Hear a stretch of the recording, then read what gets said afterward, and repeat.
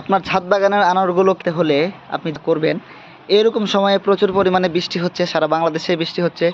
দেখেন আমার গাছে প্রচুর পরিমাণে ফল আছে এবং প্রতিটা ফল কিন্তু দেখেন কোনো দাগ নাই, একদম স্পট নাই, একদম চকচকে ঝকঝকে।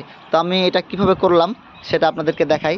আনার কিন্তু প্রচুর পরিমাণে পোকার আক্রমণ হয় আনারে, এই কারণে আনারে প্রতি সপ্তাহে ফল সেট হওয়ার পর প্রতি সপ্তাহে স্প্রে করা লাগে।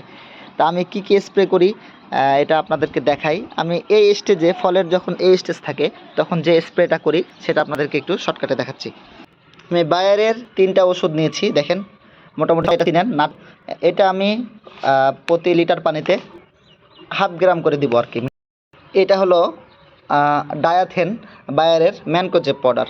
এটা আপনার প্রতি লিটার পানিতে 3 গ্রাম হারে মিক্সড করব এবং সাথে দিব সোলোমন, এটাও বায়ারের।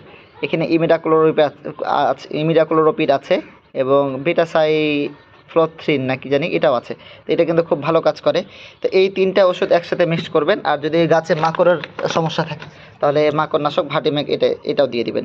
এই 4টা ওষুধ একসাথে মিক্স করে আমি সবগুলো গাছে স্প্রে করে দেবো। ইনশাল্লাহ অল্প দিনের মধ্যেই ফল এরকম ঝকঝকে হয়ে যাবে, ফল স্পট পড়বে না।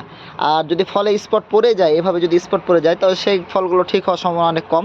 তবে ফল পরিষ্কার থাকা অবস্থাতে আপনারা স্প্রেগুলো করবেন।